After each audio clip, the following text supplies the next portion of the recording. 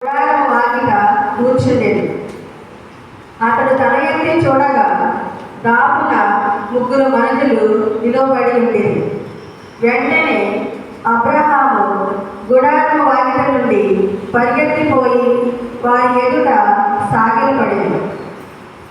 అతడు వారితో, ఈ దాసుడు మీ కృపకు పాత్రుడైనచో మా ఇంటిని సందర్శింపుడు. ఈ సేవకుని దాటిపోవద్దు.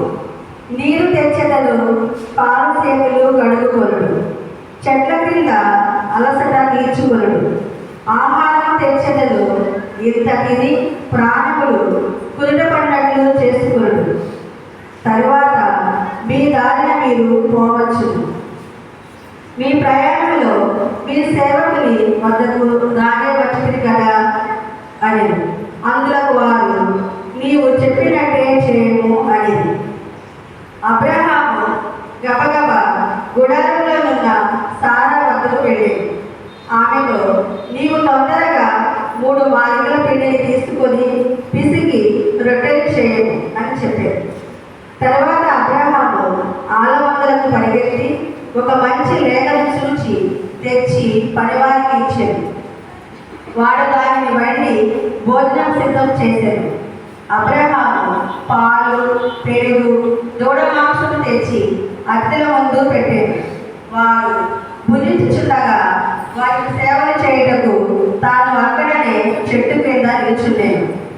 నీ భార్య సారా ఎక్కడా అని అతిథులు అతనిని అడిగారు. ఆమె ఇక్కడనే గుడారంలో ఉన్నది అని అతను చెప్పాడు. అంతటా వారిలో ఒకరు, నేను రాబోయేడు కూడా సరిగా ఈ సమయంలోకే తిరిగి వద్దును. ఆనాటికి నీ భార్య సారాకు ఒక కొడుకు పుట్టాడు అని చెప్పాడు. అతని వెనుక ప్రక్కన ఉన్న గుడారంలో తలుపు చాట నిలిచున్న సారా ఈ మాటలు వినింది. ఇది ప్రభువు వాక్కు.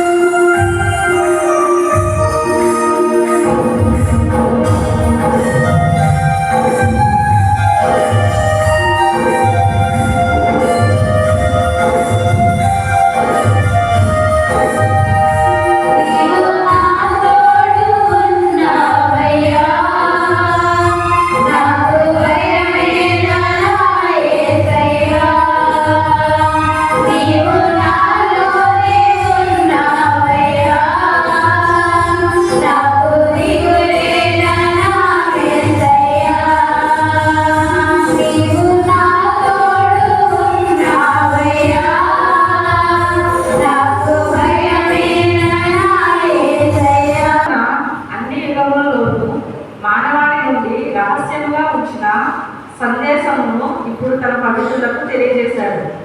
పునీత పౌలు కొలస్సీలకు రాసిన లేఖ 1:24-28.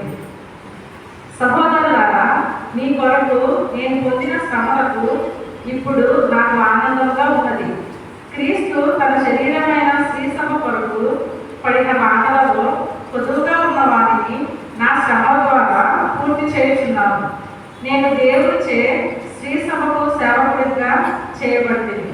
మీకు మేలు చేయడం కొరకు ఆయన నాకు ఈ కార్యమును అప్పగించారు. ఆయన సందేశమును పూర్తిగా ప్రకటించుటకు సంబంధించిన కార్యం. ఈ సందేశమును ఆయన గతమున అన్ని యుగములలోనూ మానవాళి నుండి రహస్యంగా ఉంచారు. అయితే ఇప్పుడు దానిని తన పవిత్రులకు తెలియజేశాడు.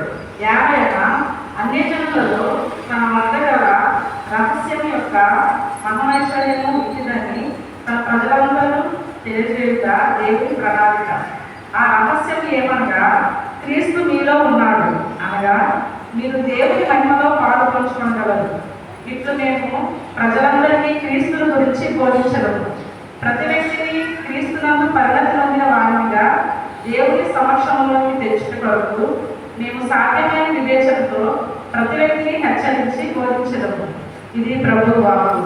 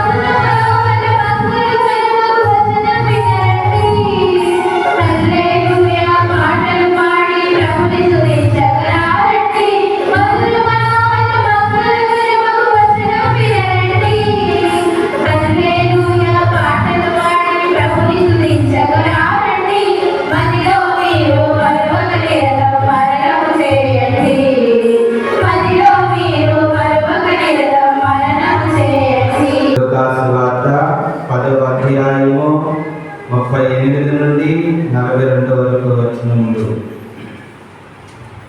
వారు ప్రయాణం చేసి ఆహ్వానించెను. ఆమెకు మరియమ్మ అని ఒక సోదరి కలదు.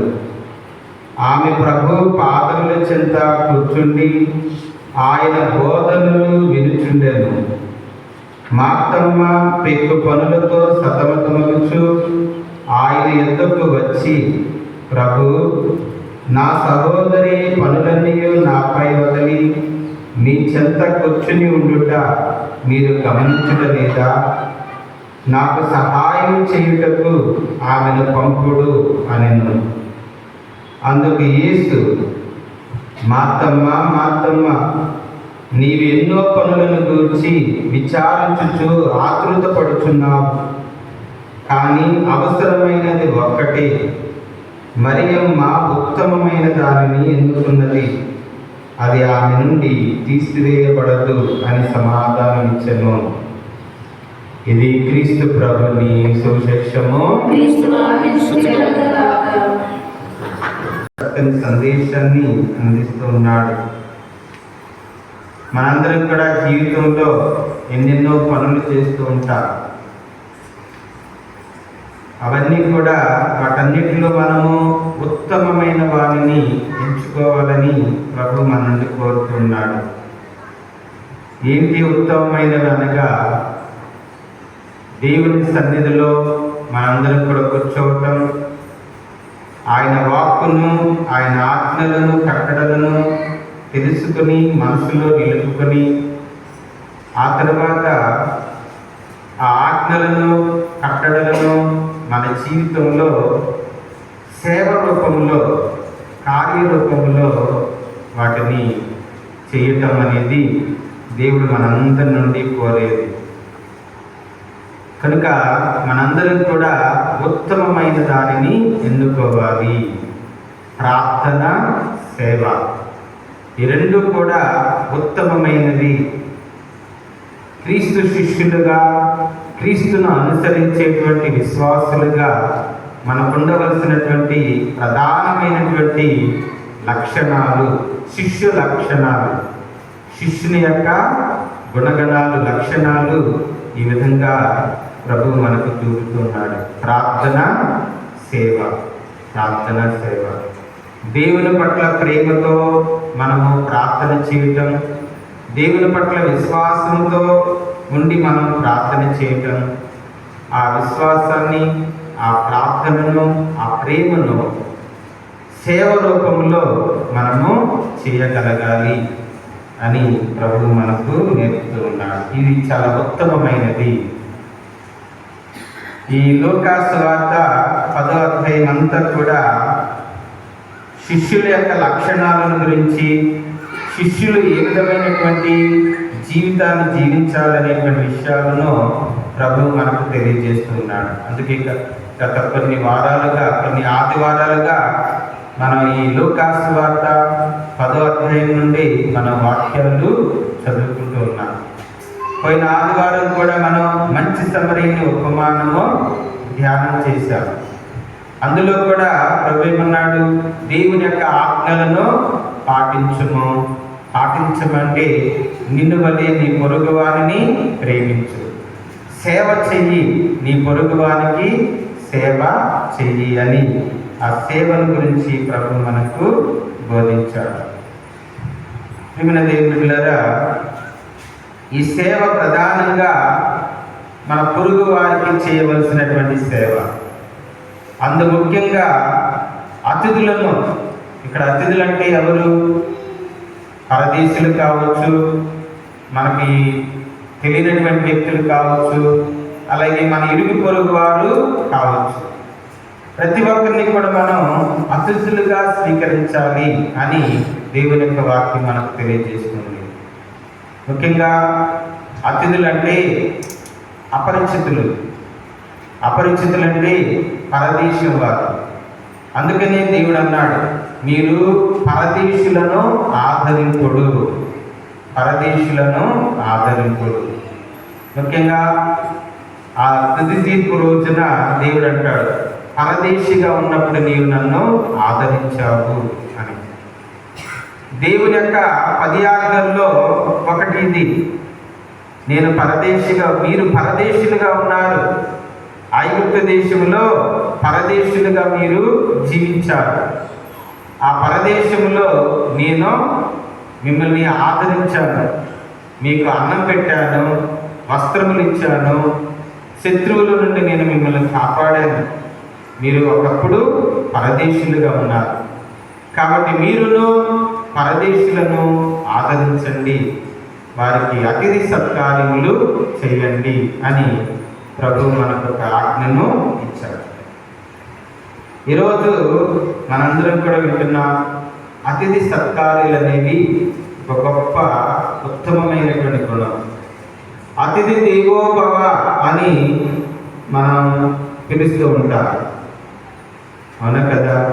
అతిథి దైవముతో సమానము అని మనందరికి కూడా మన సంస్కృతి చెప్తుంది. మరి అతిథులను దైవంగా భావించి వారికి మన చేతనైన సాయం చేయటము చాలా ఉత్తమమైనదని మనందరం కూడా గ్రహించాలి. ఈ అతిథుల్లో కొంతమంది గొల్లవాళ్ళ రూపంలో కూడా వస్తారు, తిన్న ఇంటి వాసాలు లెక్క పెట్టే వాళ్ళ రూపంలో కూడా వస్తారు. కానీ మనం జాగ్రత్తగా మెలగాలి. అంటే ఆ పరిస్థితుల్లో కూడా మనము వారిని స్నేహితులుగా భావించాలి, జాగ్రత్తగా మెలగాలని దేవుని వాక్యం. ఈరోజు అబ్రహాము చూడండి, మమ్రే వద్ద అబ్రహాము స్థిరపడ్డాడు. ఇక్కడ మమ్రే అనేది దేవుడు చూపించినటువంటి స్థలం, అబ్రహాముకు దేవుడు చూపించిన స్థలం. 13వ అధ్యాయంలో చదువుతా, ఆదికాండం 13వ అధ్యాయంలో 14 నుండి 18 వరకు వచనాలు చదివినట్లయితే అక్కడ లోతు అబ్రహాము విడిపోతారు. లోతు అబ్రహాముని విడిపోయిన తర్వాత దేవుడు అబ్రహాముతో అంటున్నాడు, నీవున్న తావు నుండి కన్నులెత్తి 4 దిక్కులు చూడుము, ఈ దేశమును ఈ భూమిని నీకు ఇస్తున్నాను అని అన్నాడు. అందుకని అక్కడ అబ్రహాం ఏం చేశాడు, ఒక బలిపీఠమును ఏర్పాటు చేశాడు. 18వ వచనంలో అది మనం అంటాం. అబ్రహాము తన పరివారంతో తరలి వెళ్ళి హెబ్రోను మండలమున మమ్రే దగ్గర ఉన్న సింధూర వృక్షముల సమీపమున నివసించెను. అక్కడ దేవునికి బలిపీఠము నిర్మించాను. అనగా ఇక్కడ అబ్రహాము ఎక్కడున్నాడు? దేవుని సన్నిధిలో ఉన్నాడు. మమ్రే బలిపీఠం అనేది దేవుని సాన్నిధ్యానికి గుర్తుగా ఉంది. కనుక అబ్రహాము ఎప్పుడు కూడా దేవుని సాన్నిధ్యంలో మెలిగాడు అని మనం గుర్తించాలి. అబ్రహాము దేవుని సాన్నిధ్యంలో మెలిగాడు అంటే దేవుని యొక్క భయభక్తులు కలిగి దేవుని యొక్క ఆజ్ఞలను కట్టడలను అనుసరించేటువంటి మంచి విశ్వాసిగా ఉన్నాడని దీని భావం. కాబట్టి అబ్రహాము దేవుని నీడలో దేవుని సాన్నిధ్యంలో మెలిగాడు, తిరిగాడు. మనందరం కూడా ఈ దేవాలయానికి వచ్చాం, ఇది దైవ సాన్నిధ్యం. కనుక మనం కూడా దేవుని సన్నిధిలో నివసించాలి, దేవుని సాన్నిధ్యంలో మనం మెలగాలి, అంటే మనం నడుచుకోవాలి. అప్పుడు దేవుడు మనకు కూడా దర్శనమిస్తాడు. సరే, మా అబ్రహాము అక్కడ ఆరు బయట ఎండ కాస్తుందని ఆరు బయట కూర్చునున్నాడు. 3 మనుషులు అటుగుండా వెళుతూ ఉన్నాడు. వెంటనే అబ్రహాము ఏం చేశాడు? వారి ముందుకు పరిగెత్తి వారి ఎదుట సాగిలపడ్డాడు.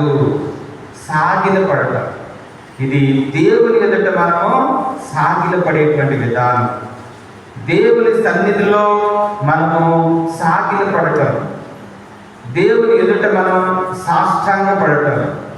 ఆ విధంగా అబ్రహాము వారి ఎదుట సాగిలపడ్డాడు, మోకరించి సాగిలపడుతున్నాడు. ఏమని? ఇదిగో ఈ దాసుడు మీ కృపకు పాత్రుడైనట్లయితే నా ఇంటికి రండి, నా ఇంటికి రండి. ఇక్కడ అబ్రహాము దేవుని వారు అతిథులుగా భావిస్తున్నాడు, కానీ తనకు తెలియకుండానే దేవుణ్ణి తన ఇంటికి ఆహ్వానిస్తున్నాడని మరి గుర్తించలేదు. కానీ తర్వాత మనం అంట మరి ఏం చేశాడు? నా ఇంటికి రండి అన్నాడు. మీ దారిన మీరు ఎలాగో ఇక్కడ వరకు వచ్చారు కదా, ఇంటికి రండి. ఈ సేవకుని సేవలు అంగీకరించండి. చూడండి, ఈ దీన సేవకుడి యొక్క సేవలను మీరు అంగీకరించండి. మీకు భోజనం తయారు చేస్తాము. ఇంత తిని కొంచెంసేపు విశ్రాంతి తీసుకుని మరలా చల్లబడిన తర్వాత మీ దారిన మీరు వెళ్ళవచ్చు అని అంటున్నాడు. వారు ఏం మాట్లాడలా, నీవు అన్నట్లే చెయ్యి అన్నారు తప్ప ఏమీ మాట్లాడలేదు. మేము రాము చేయమన్నా. వెళ్ళారు. అబ్రహాము వెంటనే భార్యకు మరి రొట్టెలు చేయమన్నాడు. సేవకుడి దగ్గరికి వెళ్ళాడు. ఒక మంచి లేక దూడను చూసి దాన్ని సిద్ధం చేయమన్నాడు. చక్కగా భోజనం తయారు చేశాడు. పాలు, పెరుగు, మాంసంతో కూడిన భోజనాన్ని సిద్ధం చేశాడు. వారు తినినప్పుడు ఏం చేశాడు? వారి దగ్గరే నిలబడి వారికి సేవలు చేశాడు. Praise the lord. Hallelujah, hallelujah. కాబట్టి దేవునికి సేవ చేశాడు. ఆ అతిథులకు సేవలు అందించాడు. ఆ తరువాత వారు అంటున్నారు, వారు సంతృప్తిగా భుజించిన తర్వాత అంటున్నారు వాళ్ళు, నీ భార్య అయిన సారి ఎక్కడా? ఇదిగో మరలా వచ్చే ఏడు ఇదే రోజున నేను ఇక్కడికి వస్తాను, నీ ఇంటికి వస్తాను. ఈ లోపు నీ భార్య నీకొక కుమారుని కంటుంది అని వరమిచ్చారు. దేవుని ద్వారా హెబ్రీయులకు రాసిన లేఖ 13:2 త్వరగా చదవండి. హెబ్రీయులకు రాసిన లేఖ 13:2.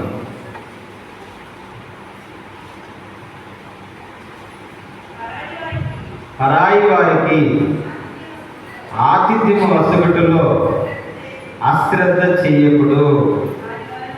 దాని వలన కొందరు తమకు తెలియకయే దేవదూతలకు ఆతిథ్యం ఇచ్చిరి. చూసారా? Praise the lord. Hallelujah, hallelujah. కాబట్టి మనందరం కూడా దేవుని సంతోషపెట్టే విధానం అని అక్కడ పెద్ద అక్షరాలతో ఉంది. ఉంది. మరి అక్కడ ఏమనుంది? పరాయి వారికి ఆతిథ్యం ఇవ్వటంలో మీరు అశ్రద్ధ చేయకండి. దాని వలన కొందరు తెలియకే, కొందరు అంటే ఇక్కడ ఎవరు మనకు ప్రధానంగా కనిపించేది? అబ్రహాము తనకు తెలియకుండానే ధైర్యం చేశాడు, సాహసం చేశాడు. వారు మంచివాళ్ళు చెడ్డవాళ్ళు అనేది గమనించలా, చూసుకోలా, కానీ ధైర్యం చేశాడు. మరి వారికి అతిథి సత్కార్యాలు చేశారు. వారు తెలియకుండానే దేవదూతలకు ఆతిథ్యం ఇచ్చేది. కాబట్టి అబ్రహాము దేవునికి ఆతిథ్యం ఇచ్చాడు. ఆ విధంగా దేవుని వరమును పొందాడు, దేవుని వరాన్ని పొందాడు. ఈ విధంగా మనం చూస్తే కొంతమంది ఉన్నారు పరాయి వాళ్ళు. ఉదాహరణకి మరి ఏలియా ప్రవక్త ఉన్నాడు. మరి అన్యురాలైనటువంటి ఎవరు? వెధవరాలు ఉంది. సరాఫాతు గ్రామంలో ఉన్నటువంటి వెధవరాలు, అన్యురాలు. ఏలియాకు మొహం తెలియదు, కానీ ఏలియాకి ఆతిథ్యం ఇచ్చింది ఆ విధవరాలు.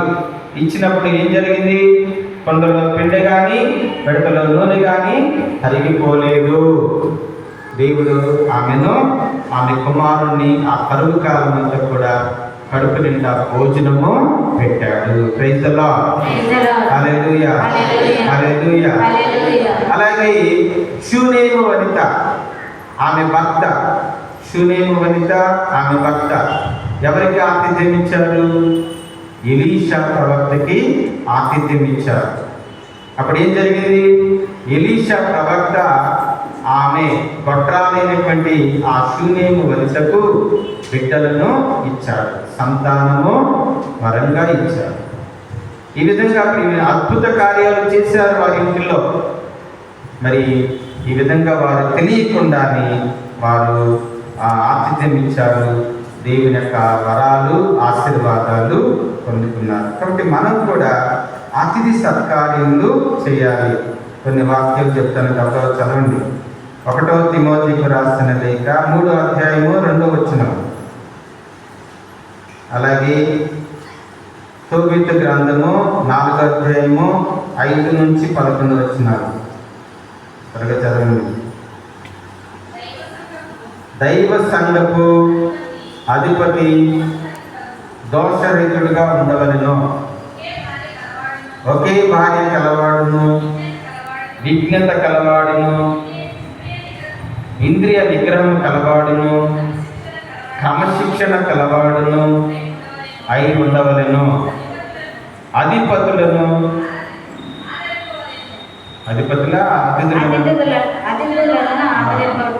అతిథులను ఆదరింపవలెను, ఉత్తముడై ఉత్తమ బోధకుడై ఉండవలెను. అంటే ఇక్కడ సంఘ పెద్ద అంటే విశ్వాసి, ప్రతి ఒక్కరూ కూడా మనం ఈ గుణాలు కలిగి ఉండాలి. అందులో ఒకటి మంచి ఉత్తమమైన గుణాలను కలిగి ఉండాలని పౌలు గారి తిమోతికి రాస్తూ, అందులో ఒకటి అతిథి సత్కార్యములను చేయండి, అతిథులకు ఆతిథ్యము ఇవ్వండి అని పౌలు గారు చెప్తున్నారు. అలాగే తీతుకు కాదు, తోబితు గ్రంథం 4వ అధ్యాయము 5 నుంచి 11 త్వరగా చదవాలి. అలాగే రోమీలకు రాసిన లేఖ 12వ అధ్యాయము 13వ వచనం, అలాగే 1 పేతురు 4వ అధ్యాయం 9వ వచనం. నీ జీవితమున ప్రతిదినము ప్రభువుని గుర్తించుకోవాలి. అబ్రహాము చేసింది అదే. ప్రతిదినము దేవుని సన్నిధిలో మెరిగాడు, దేవుని గుర్తుంచుకున్నాడు. చదవమ్మా. ఏనాడును పాపము చేయకము, దేవుని ఆజ్ఞను మీరకము, ఎప్పుడును సత్కార్యములే చేయము. ఇది ఉత్తమమైనది. చదువు. దుష్కార్యములు మానుకొనుము, నీవు సత్యవంతుడవు అయ్యదవేని, ప్రతి కార్యమున నీకు విజయము చేకూరును. చాలు. చూసారా, దేవుని సన్నిధిలో మెలగము, దేవుని సన్నిధిలో నీవు జీవింపము, అలాగే మంచి కార్యములు చేయము, దుష్కార్యములకు దూరంగా ఉండము, దేవుని యొక్క ఆజ్ఞలను పాటించుము. అప్పుడు నీకు అన్నీ కూడా విజయము చేకూరు. దేవుడిని ఆశీర్వదిస్తాడు. ఈరోజు భక్తి కీర్తన కూడా అదే. 15వ కీర్తన ఆఖరిలో చదువుదాం. ఈరోజు భక్తి కీర్తన కూడా అదే. దేవుని సన్నిధిలో మనందరం కూడా ఉత్తమమైనటువంటి విశ్వాసులుగా, క్రీస్తు శిష్యులుగా, భక్తులుగా మనము మెలగాలి, నడుచుకోవాలి. ఒకరి పట్ల ఒకరు ఆ విధంగా జీవించాలి. తర్వాత వాక్యం రోమీలకు రాసింది, అవసరములో ఉన్న సోదరులను ఆదుకునుడు, అతిథి సత్కార్యములను ఆచరింపుడు. అది రోమీలకు రాసిన లేఖ 12వ అధ్యాయం 13వ వచనం. పేతురు గారు రాసిన మొదటి లేఖ 4:9.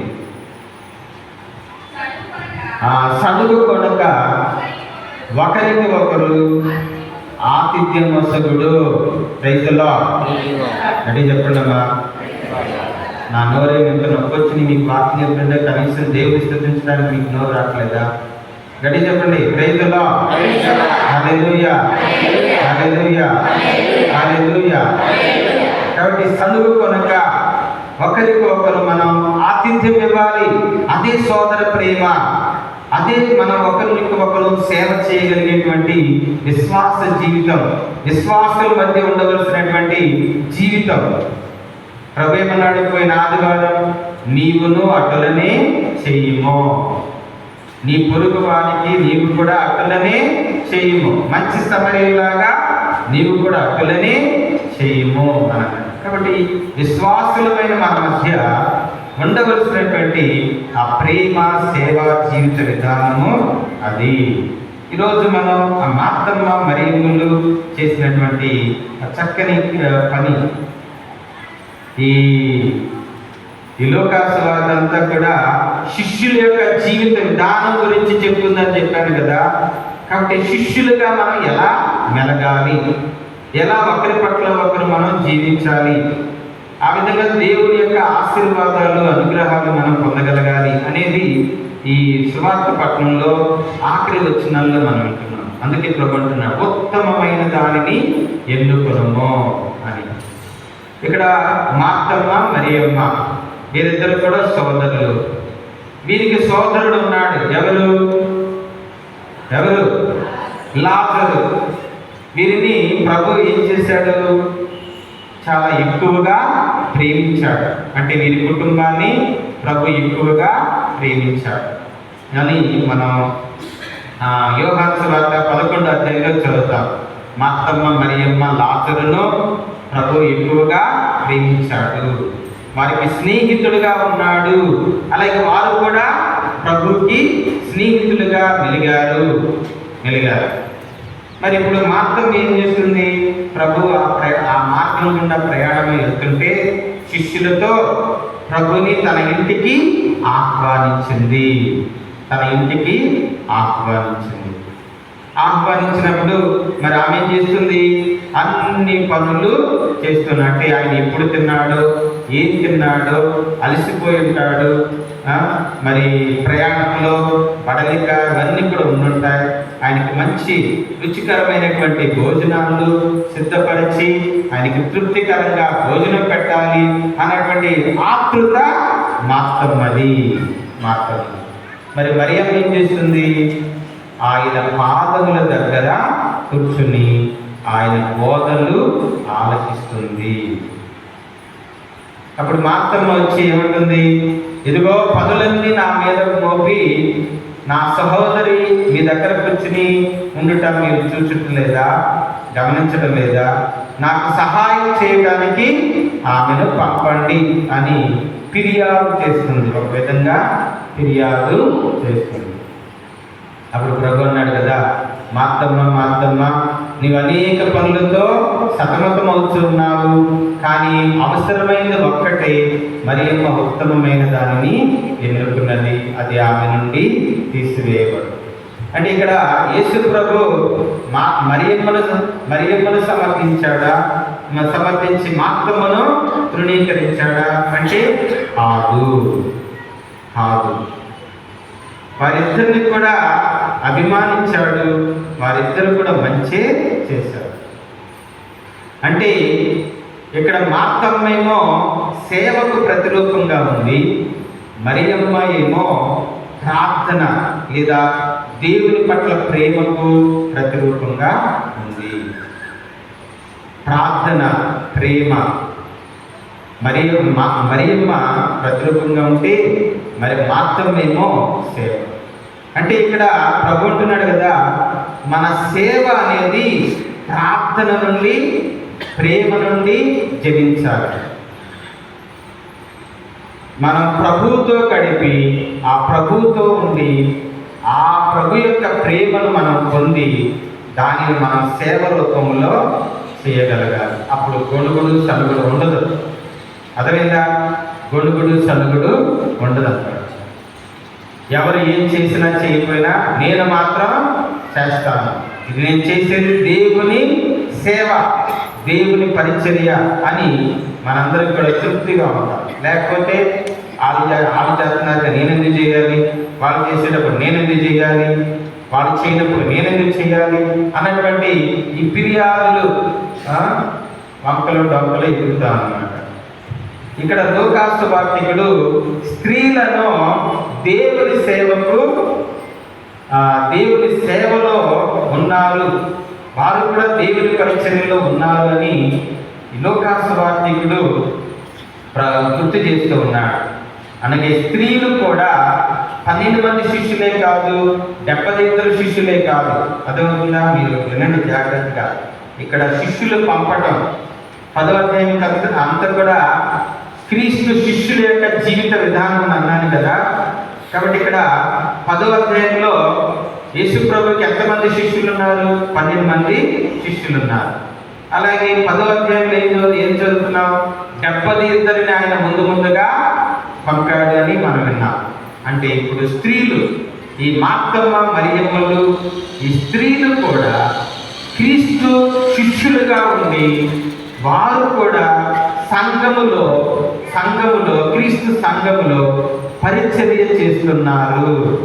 కేవలం 12 మంది శిష్యులే కాదు, కేవలం 72 శిష్యులే కాదు, స్త్రీలందరూ కూడా దేవుని పరిచర్యలో దేవుని క్రీస్తు శిష్యులుగా సేవ చేస్తున్నారు. సేవ చెయ్యాలి అంతే. అదేవిధంగా స్త్రీలేమీ తక్కువ కాదు. అందుకే మరిగదలం అంటున్నాం. మరిగదల సభ్యులు ఈ దేవుని సన్నిధిలో ప్రార్థన చేస్తూ పరిచర్య చేసేటువంటి వారుగా క్రీస్తు శిష్యులుగా వారు పని చేస్తున్నారు, సువార్త బోధ చేస్తున్నారు, సేవ చేస్తున్నారు. అది మీకు ఉపయోగం, అది మీకు మేలు కలదు. అదేవిధంగా స్త్రీలు గుర్తుంచుకోండి, మరిదలలో ఉన్నామంటే అమ్మో నాకు ఎందుకు, ఇంకా టైం ఉందిలే, ఎప్పుడు ఖాళీ చేయబడిపోయిన తర్వాత అప్పుడు టైం ఉంటుంది, అది కాదు. అవునా కదా?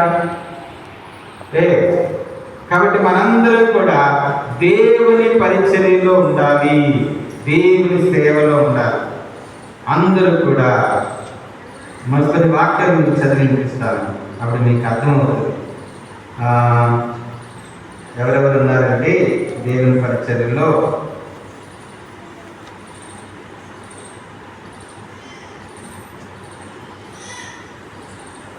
అపోస్తుల కార్యము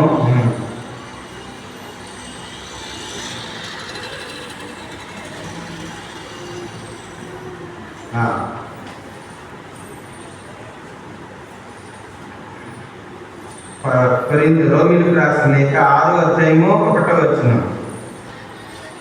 రోమీయులకు రాసిన లేఖ 6వ అధ్యాయము 1వ వచనం. అది కాదు, 16వ అధ్యాయం చివరి అధ్యాయంలో ఒక స్త్రీని గురించి పౌలు గారు చెప్తున్నారు. ఒక స్త్రీ ఫెబి అని ఒక స్త్రీని గురించి పౌలు గారు చెప్తున్నారు. చదువు 16వ అధ్యాయం 1వ వచనం. క్రైస్తవ సంఘకు పరిచారకురాలు ఫెబియను మన సోదరిని మీకు సిఫారసు చేస్తున్నాను, అంటే పరిచయము చేస్తున్నా. దైవ ప్రజలకు తగినట్లుగా ప్రభు నామమున ఆమె సేవను స్వీకరింపుము. ఆమెకు అవసరమైన సాయము చేయుడు. ఏదైనా ఆమె అనేక మందికి నాకును సహాయకురాలు. Praise the lord. గట్టిగా చెప్పండి, ప్రైజ్ ది లార్డ్. హల్లెలూయా. ఈ విధంగా క్రీస్తు పరిచర్యలో, క్రీస్తు సువార్త సేవలో వీరందరూ కూడా, స్త్రీలు కూడా భాగమే. ఈ ఫెబి అనే స్త్రీ ఆదర్శంగా ఉంది. అలాగే అక్విలా ప్రిస్కిల్లా, తర్వాత వచ్చిన చదువుతాం అదే అధ్యాయంలో. అక్విలా ప్రిస్కిల్లా అనే భార్య భర్తలు ఇద్దరు కూడా అపోస్తుల సేవలో, క్రీస్తు పరిచర్యలో వారు భాగస్థులుగా ఉన్నారు. కొరింథీయులకు రాసిన మొదటి లేఖ 4వ అధ్యాయం 1వ వచనం.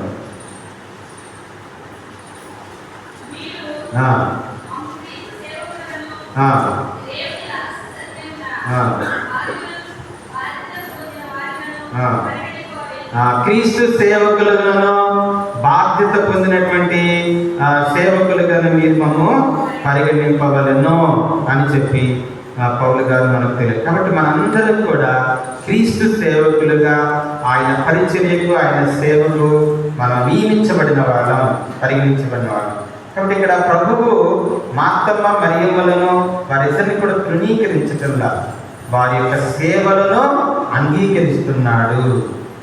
మరియమ్మ ప్రభు పాదాల దగ్గర కూర్చుంది అనగా శిష్యుడు ఎప్పుడు కూడా ప్రభు పాదాల దగ్గర కూర్చోవాలి. ఉదాహరణకి ఒక దయ్యం పట్టిన వాడి గురించి ప్రభువు చెప్తాడు. లూకా సువార్త 8వ అధ్యాయము 8వ అధ్యాయంలో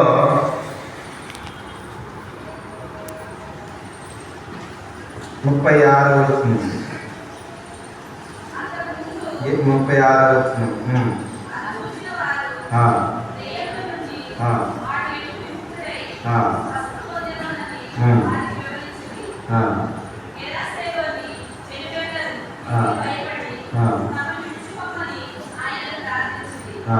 అక్కడ దాని 35లో ప్రజలు ఈ వింతను చూచుటకై యేసు వద్దకు వచ్చి దయ్యములు పట్టినవాడు వస్త్రములు ధరించి స్వస్థుడై కూర్చుండి ఉండుట చూచి భయభ్రాంతులై.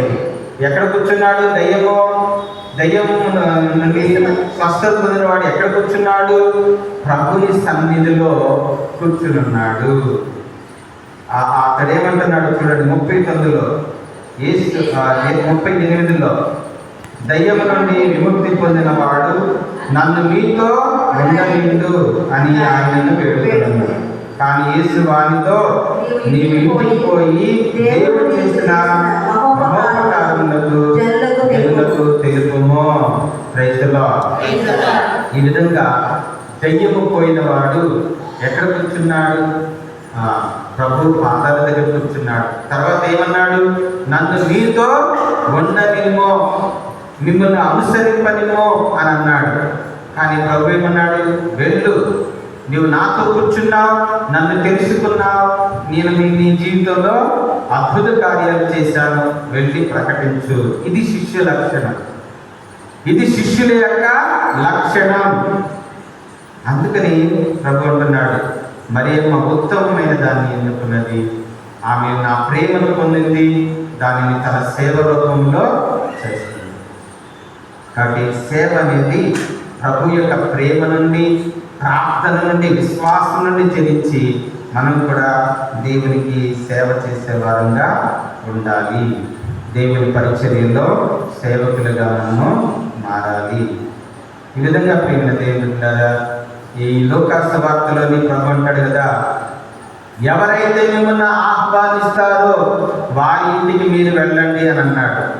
శిష్యుల్ని పంపుతా ఏమన్నాడు? అదే కదా, ఎవరైతే మిమ్మల్ని ఆహ్వానిస్తారో వారి ఇంటికే మీరు వెళ్ళండి, వారు పెట్టేది భుజించండి, తిన్న తర్వాత భుజించిన తర్వాత తిరిగి వెళ్ళేటప్పుడు వారిని ఆశీర్వదించి వెళ్ళండి. ఇది శిష్యులకు ఇచ్చిన ఆజ్ఞ, శిష్యులకు ఇచ్చిన ఆజ్ఞ. కాబట్టి ప్రియమైన దేవుని బిడ్డలారా, మనందరం కూడా శిష్యులమే. ఒకరినొకరు మనం స్వీకరించి అతిథి సత్కార్యాలు అనేవి మనం ఆచరించాలి. అలాగే ఇంకొక మాట అంటాడు ప్రభు, ఈ చిన్నవానిలో ఏ ఒక్కరిని నా శిష్యునిగా, నా పేరట నా శిష్యునిగా స్వీకరించేవాడు నన్ను స్వీకరిస్తున్నాడు, నన్ను స్వీకరించేవాడు నన్ను పంపిన వారిని స్వీకరిస్తున్నాడు. అదేవిధంగా ఇది అతిథి సత్కార్యము, అతిథి సత్కారం. కాబట్టి మనం మన తోటి వారిని ఎవరైనా స్వీకరిస్తున్నామంటే దేవుణ్ణి స్వీకరిస్తున్నాం. దేవుణ్ణి స్వీకరిస్తున్నామంటే దేవుడు మనకు తగిన బహుమానము ఇచ్చాడు. అందుకు ఇంకో మాట ఏమన్నాడు ప్రభు, ఈ చిన్నవానిలో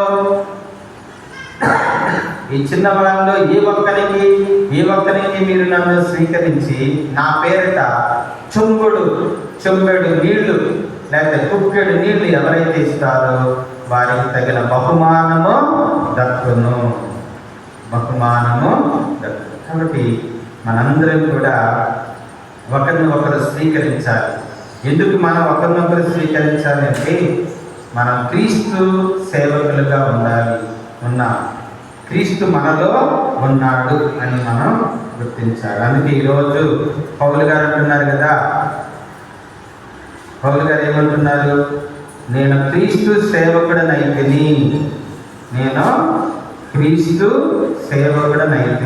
అని అన్నాడు. ఆ తర్వాత ఏమన్నాడు? క్రీస్తు మీలో ఉన్నాడు. కనుక మనందరం కూడా క్రీస్తు సేవకులుగా, క్రీస్తు శిష్యులుగా ఒకరిని ఒకరు మనం అతిథి సత్కారము చేయాలి. అందు ముఖ్యంగా గురువులను ఎవరైతే ఆదరిస్తారో, గురువులను ఎవరైతే ఆదరించి వారి సేవలో భాగస్థులు అవుతారో వారికి దేవుని ఆశీర్వాదాలు నిండుగా ఉంటాయి. అర్థమవుతుందా? అంతేగాని గురువులను తృణీకరించకూడదు, గురువులను తిరస్కరించకూడదు, లేకపోతే గురువుల మీద నిందలు, అవమానాలు, లేకపోతే హేళన చేయకూడదు. గురువుల్ని గురువులుగా స్వీకరించాలి. అందుకే ప్రభు అంటాడు, ప్రవక్తను ప్రవక్తగా స్వీకరించేవాడు ప్రవక్త బహుమానమును పొందును. కాబట్టి మనం గురువుల్ని ఆదరించాలి, వారి పరిచర్యలో మీరు సహాయం చేయాలి. అదేవిధంగా అప్పుడు మీకు దేవుని ఆశీర్వాదాలు ఉంటాయి. మీ బిడ్డలు ఈ సేవలో నిమగ్నం కావాలి. మీ బిడ్డలు కూడా ఈ సేవలో భాగస్థులు కావాలి. అప్పుడు మీకు ఆశీర్వాదాలు ఉంటాయి. మనం చేసే మంచి పని ఏది కూడా వృధాగా పోదు. మనం చేసే ఏ పని, మంచి పని వృధాగా పోదు. మీరు గుర్తుంచుకోవాలి మనంలో, సరేనా? కాబట్టి గురువులు పరిచర్యలో మీరు భాగస్థులు కండి, మీ బిడ్డలను భాగస్థులు చేయండి. కేవలం ఇలా కూర్చుని వెళ్ళిపోవటం కాదు, దేవుని సన్నిధిలో మనం మెలగాలి, దేవుని సన్నిధిలో మనం సేవ చేసే విధంగా ఉండాలి, సేవ చేసే విధంగా ఉండాలి. ఆ సేవ మీకు ఆశీర్వాదకరంగా మారిపోతుంది, మీ పిల్లలకు ఆశీర్వాదకరంగా మారిపోతుంది, మీకు ఆశీర్వాదకరంగా మారిపోతుంది. దేవుడు ఊరికినే ఉండడు, దానికి బహుమానాన్ని దయచేస్తాడు. కాబట్టి ఇటువంటి విశ్వాసంతో మనందరం కూడా జీవించుతాం, నడుచుకుందాం. అందరం లేచిన కూడా విశ్వాసం